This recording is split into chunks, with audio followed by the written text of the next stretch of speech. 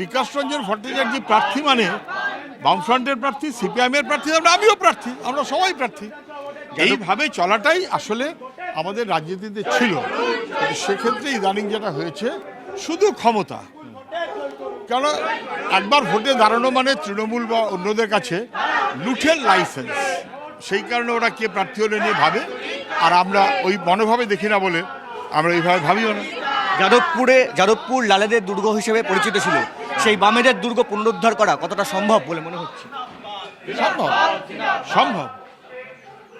দুর্গ বা অদুর্গর চেয়েও বড় কথা হচ্ছে যাদবপুরের মানুষ কারোর চাইতে কম বোঝেন না, সচেতন, দায়বদ্ধ এবং মানুষের ঐক্যবদ্ধ শক্তিকে ভরসা করে, বিশেষ করে আমাদের পরিবারের সন্তানদের দিকে তাকান। ওদের জীবন ধ্বংস করে দিল 15 বছরের তৃণমূল। আপনি পশ্চিমবাংলায় 15 বছরের তৃণমূল তুলনা করুন তো গত 10 বছরের কেরালায় বাম। যেমন আপনি 15 বছরের তৃণমূলের সঙ্গে আগের বাম তুলনা করলে দেখবেন বাম আমল মানে পশ্চিমবাংলা এগিয়েছে, তৃণমূল মানে ধপাস করে ফেলে দিয়েছে। আপনি তেমন করে কেরালার দিকে দেখেন, গত 10 বছরের একটানা 2 দফা কেরালায় বাম সরকার, মানে মানুষের কত ভরসা, মানুষের কত ভরসা, এবং নানান সংখ্যা তত্ত্বে দেশে সবচেয়ে এগিয়ে থাকে।